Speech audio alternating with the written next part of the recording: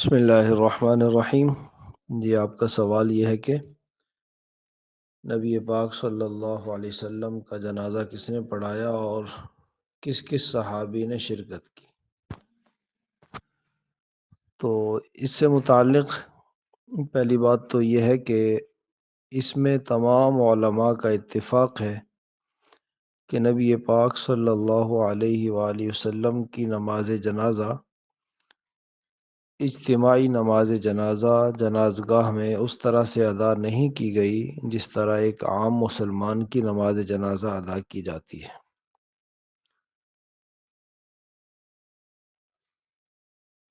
اب اس کے بعد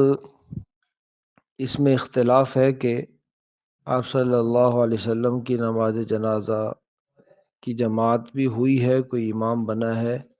یا ہر ایک نے اکیلے اکیلے الگ الگ نماز ادا کی ہے۔ بہرحال سیرت مصطفیٰ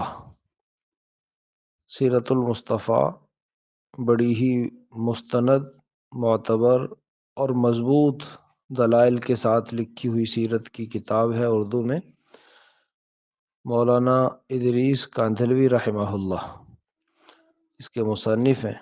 انہوں نے اس پر تفصیلی بحث کی ہے۔ وہ فرماتے ہیں کہ سنن ابن ماجہ میں حضرت عبداللہ ابن عباس رضی اللہ تعالیٰ عنہ سے روایت ہے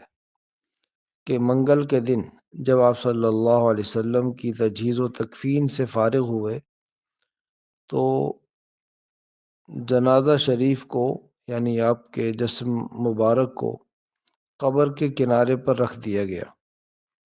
ایک ایک گروہ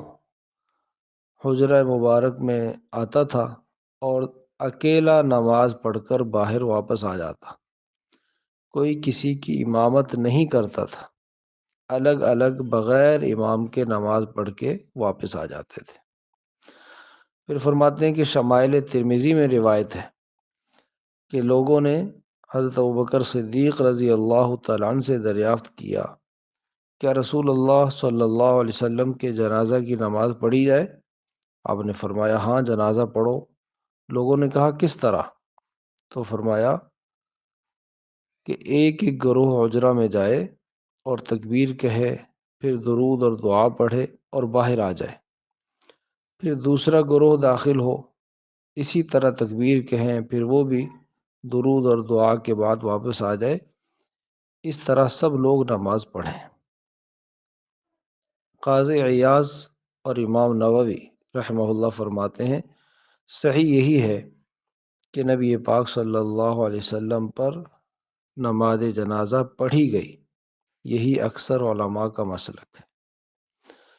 اسی کو امام شافعی رحمہ اللہ نے کتاب الامم میں حتمی طور پر فیصلہ کے طور پر بیان کیا ہے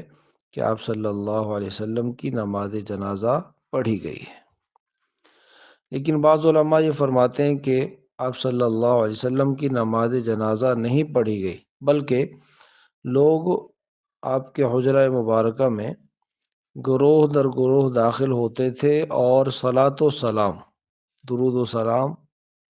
اور دعا پڑھ کر واپس آ جاتے تھے۔ چنانچہ ابن سعد کی ایک روایت میں ہے کہ حضرت ابو بکر اور عمر رضی اللہ تعالیٰ عنہما ایک جماعت کے ساتھ حجرہ نبوی میں داخل ہوئے اور آپ کے جسم مبارک کے سامنے کھڑے ہو کر یہ دعا پڑھی، السلام علیک ایہا النبی ورحمۃ اللہ۔ اس کے بعد کہا اللہم انا نشہد، ہم گواہی دیتے ہیں کہ رسول اللہ صلی اللہ علیہ وسلم نے وہ سب کچھ پہنچا دیا جو آپ پر نازل ہوا، اور آپ نے امت کی خیر خواہی اور اللہ کے راستے میں جہاد کیا، محنت کی، یہاں تک کہ اللہ نے اپنے دین کو غالب کیا اور اس کو عزت بخشی۔ اے اللہ، ہمیں ان لوگوں میں سے بنا جنہوں نے آپ صلی اللہ علیہ وسلم کی وحی کا اتباع کیا، اور ہمیں آپ کے ساتھ جمع فرما۔ آپ ہمیں اور ہم آپ کو پہچانیں، آپ مسلمانوں پر بڑے ہی مہربان تھے، ہم اپنے ایمان کا کوئی معاوضہ اور قیمت نہیں چاہتے۔ یہ ان مبارک کلمات کا ترجمہ ہے۔ جو لوگ ساتھ تھے انہوں نے آمین کہا۔ اسی روایت میں یہ ہے کہ جب مرد فارغ ہو گئے اس طرح دعا کر کے ایک کے بعد دیگرے، پھر عورتوں نے، اور عورتوں کے بعد بچوں نے اسی طرح سلام پیش کیا۔ اب اس روایت سے یہ بھی وضاحت ہو گئی کہ حضرت ابو بکر عمر رضی اللہ تعالی عنہما نے بھی آپ صلی اللہ علیہ وسلم کے حجرہ مبارک میں حاضر ہو کر جنازہ پڑھا ہے، یا درود و سلام جو بھی اس کو کہا جائے، تو وہ بھی اس میں شریک ہوئے۔ پھر حضرت کاندھلوی رحمہ اللہ فرماتے ہیں مسند بزار اور مستدرک حاکم میں ہے کہ آپ صلی اللہ علیہ وسلم نے مرض وفات میں ایک دن اہل بیت کو ام المومنین سیدہ عائشہ صدیقہ رضی اللہ عنہا کے گھر میں بلایا، اور اہل بیت نے دریافت کیا یا رسول اللہ صلی اللہ علیہ وسلم آپ کے جنازہ کی نماز کون پڑھائے؟ تو آپ نے فرمایا جب میری تجہیز و تکفین سے فارغ ہو جاؤ تو تھوڑی دیر کے لیے حجرہ کے باہر چلے جانا، سب سے پہلے مجھ پر جبرائیل علیہ السلام نماز پڑھیں گے، پھر میکائیل، پھر اسرافیل، پھر ملک الموت، پھر باقی فرشتے۔ اس کے بعد تم ایک ایک گروہ کر کے اندر آنا اور مجھ پر صلاۃ و سلام پڑھنا۔ علامہ سہیلی ابو القاسم عبد الرحمن ابن عبداللہ ابن احمد سہیلی رحمہ اللہ فرماتے ہیں کہ اللہ جل شانہ نے نبی پاک صلی اللہ علیہ وسلم کے بارے میں ارشاد فرمایا ان اللہ و ملائکتہ یصلون علی النبی یا ایہا الذین آمنوا صلوا علیہ وسلموا تسلیما۔ اس آیت میں ہر مسلمان کو صلاۃ و سلام کا الگ الگ پڑھنے کا حکم فرمایا ہے، تو جس طرح آپ کی حیات طیبہ میں صلاۃ و سلام بغیر امام اور بغیر جماعت کے فرض تھا، اسی طرح آپ کی وفات کے بعد بھی بغیر کسی جماعت اور امام کے صلاۃ و سلام کا فریضہ فردن فردن ادا کیا گیا۔ چنانچہ ابن دحیہ رحمہ اللہ فرماتے ہیں 30,000 مسلمانوں نے نبی پاک صلی اللہ علیہ وسلم کی نماز جنازہ پڑھی۔ یہ ساری تفصیل سیرت المصطفیٰ میں بیان کی گئی ہے۔ اس کے علاوہ موجودہ دور کے جو بڑے بڑے دارالافتاء ہیں ان سے بھی یہی فتویٰ جاری ہوا کہ آپ صلی اللہ علیہ وسلم کی نماز جنازہ تو ادا کی گئی لیکن جماعت نہیں ہوئی، کوئی امام نہیں بنا۔ علامہ احمد رضا خان بریلوی رحمہ اللہ نے